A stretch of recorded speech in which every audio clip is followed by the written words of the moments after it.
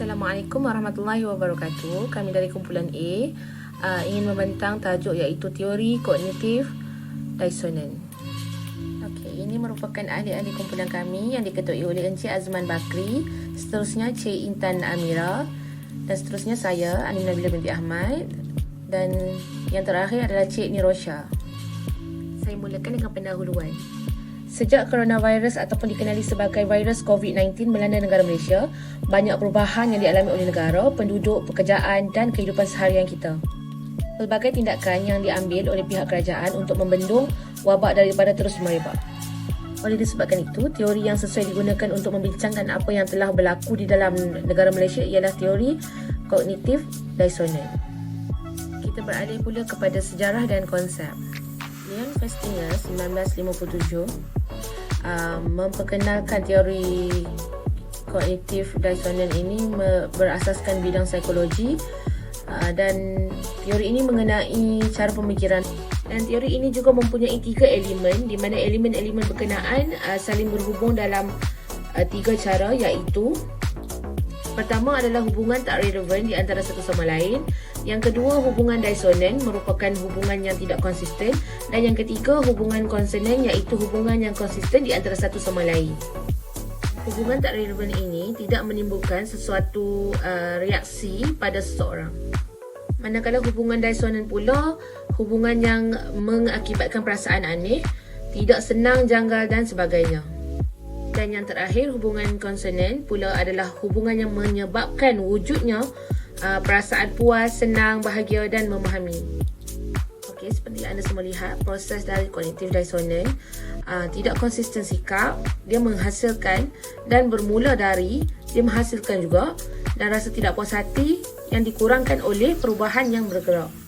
So, di sinilah kita belajar macam mana proses dari kognitif disonan.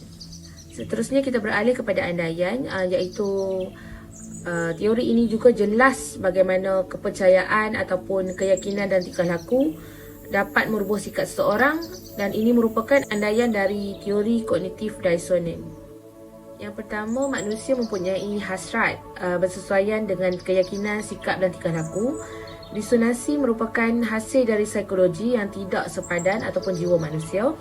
Disonansi merupakan sesebuah keadaan keengganan mengawal mereka bertindak boleh mengukur akibatnya. Disonansi memotivasikan usaha mencapai konsonan dan usaha terhadap pengurangan disonansi. Kemudian kita pergi kepada idea dan peranan. Teori komunikasi ialah satu keterangan bagi menunjukkan nilai dan maksud sesuatu perkara. Menurut Kragen dan Schild 1998, teori komunikasi ini adalah satu kenyataan yang mengandungi konsep, membantu memberi secara keseluruhan atau sebahagian keterangan penjelasan yang berkaitan, membolehkan seseorang memahami dan menjelaskan dan menilai fenomena serta ramalan. Manakala Borman pula 1989 pula memberikan pendapat definisi satu perkataan atau istilah yang merupakan pendongkong kepada semua perbincangan yang berkaitan dalam proses komunikasi. Littlejohn 1996 berpendapat yang dikemukakan oleh pakar komunikasi ini lebih jelas, iaitu teori komunikasi adalah satu teori ataupun sekumpulan collective wisdom yang didapati daripada keseluruhan teori berkaitan proses komunikasi. Teori kognitif disonan adalah sebuah idea di dalam psikologi sosial yang membahas mengenai perasaan yang tidak selesa kerana sikap, pemikiran, tingkah laku dan bertentangan dengan memotivasikan serta berperanan pada seseorang untuk mengambil langkah demi mengurangi ketidakselesaan tersebut. Kognitif disonan juga mempunyai 2 nilai berbeza apabila melakukan sesuatu yang tidak sesuai dengan kepercayaan yang dipegang. Jika dikaitkan dengan keadaan negara Malaysia sekarang sejak wabak COVID-19 melanda negara, antara tindakan yang dilakukan oleh kerajaan adalah pemberian vaksin secara percuma kepada warga emas, remaja, kanak-kanak supaya dapat membendung wabak berkenaan dari terus merebak. Gambar raja tersebut seperti yang anda semua lihat, antara fakta dan kepercayaan. Contohnya, kerajaan telah menggunakan vaksin sebagai mencegah kita dari terkena wabak berkenaan mengikut fakta dari ahli saintis yang telah mengkaji cara untuk mencegah virus tersebut. Tetapi ada segelintir masyarakat di negara Malaysia berasa ragu-ragu dengan pengambilan vaksin dan menyebabkan kondisi badan tidak menjadi normal dan sebagainya. Dalam menjelaskan tentang hubung kait teori dengan situasi semasa, kumpulan kami bersetuju untuk memilih teori kognitif disonan. Hubung kait teori kognitif disonan dengan wabak COVID-19. Penularan wabak COVID-19 adalah salah satu krisis kesihatan yang melanda seluruh dunia. Ini mengancam kelangsungan dan kesejahteraan hidup masyarakat dunia. Jangkitan ini melebihi 10 juta kes dengan lebih 3 juta kematian direkodkan. Malaysia mencatatkan jumlah kes yang paling tinggi di antara negara-negara lain. Teori disonan dengan wabak COVID-19. Teori ini dipelopori oleh Leon Festinger pada tahun 1957. Manusia berusaha mencari dan memberi alasan atas sesuatu. Pengalaman disonan dikenali sebagai satu kepercayaan maupun tindakan yang sangat tidak disukai. Manusia menghindarinya dengan mengendahkan segala pandangan yang bertentangan dengan pandangan mereka. Menukar kepercayaan mereka agar bersesuaian dengan tindakan. Mendapatkan pandangan lain setelah membuat keputusan yang rumit. Seterusnya, langkah-langkah yang diambil semasa pandemik ini adalah seperti berikut. Berperang dengan wabak ini, vaksin menjadi sinar harapan kepada pandemik ini. Bermulanya program imunisasi COVID-19 dengan memberi suntikan vaksin kepada rakyat. Ini dapat memulihkan ekonomi negara dan mampu mengembalikan kehidupan seperti biasa. Rakyat Malaysia yang ragu-ragu sama ada menerima atau menolak suntikan vaksin COVID-19 memandangkan rakyat Malaysia tidak mempercayai keberkesanan vaksin. Akhirnya vaksin ini mempertahankan perlindungan yang cukup terhadap penyakit ini.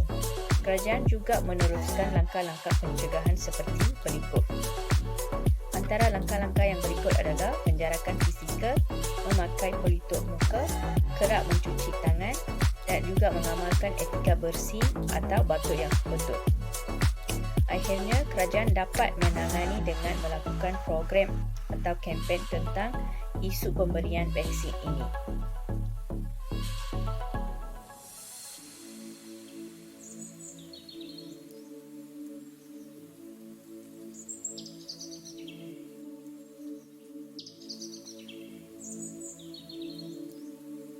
Kesan kajian, gangguan perasaan ketidaktentuan atau unsur disonansi yang ada pada pelaku sesuatu akan menyebabkan mula memikirkan atau meletakkan diri mereka dengan maklumat baru bagi mempertahankan pemikiran atau kepercayaan yang ada sebelum ini.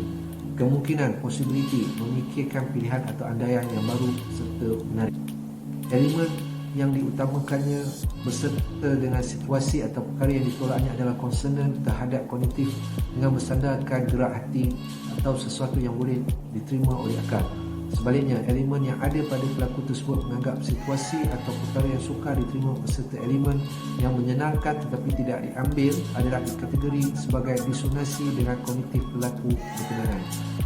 Disonansi hanya ada dalam diri pelaku apabila timbul pilihan yang berbeza atau banyak dan ini memberikan ruang padanya untuk membuat keputusan yang ada kalanya menggunakan logik akal.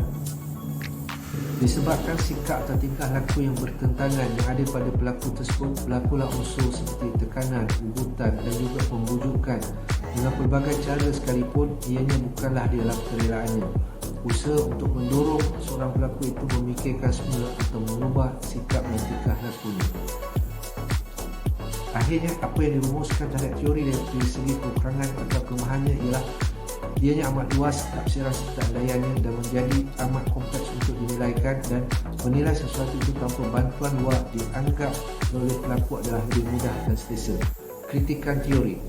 Ada dua kesan terhadap pelaku tersebut. Yang pertama, ianya berkemungkinan berjaya apabila pelaku berkenaan menerima cadangan atau idea yang membawa kepada perubahan pemikirannya dan tindakan.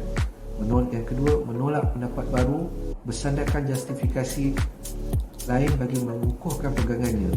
Tetapi ada kemungkinan pelaku tidak mahu menerima atau mengubah sesuatu dan kekal dengan pendirian asal. Kesimpulannya, Komunikasi mampu membawa kata sepakat dalam kalangan rakyat Malaysia. Jika kita tidak menguasai kemahiran komunikasi, kata sepakat yang hendak dicapai akan mengalami kesukaran di kalangan rakyat Malaysia. Seterusnya, psikologi manusia juga sangat berkait rapat dengan setiap teori komunikasi yang dikuasai. Selain itu, teori komunikasi memainkan peranan yang besar di dalam kehidupan seharian. Dalam teori komunikasi, kita dapat menilai dan mengkaji corak kehidupan sesebuah masyarakat serta dapat dijadikan sebagai panduan untuk menyelesaikan sesuatu konflik yang berlaku. Teori ini sangatlah bermanfaat untuk diaplikasikan dalam kehidupan seharian kita bagi menyelesaikan sesuatu perkara dengan mudah. Akhir sekali, mengguna kelebihan yang ada pada teori komunikasi dapat mempengaruhi gaya pemikiran manusia. Lebih penting lagi, mesej yang ingin disampaikan akan menjadi lebih berkesan.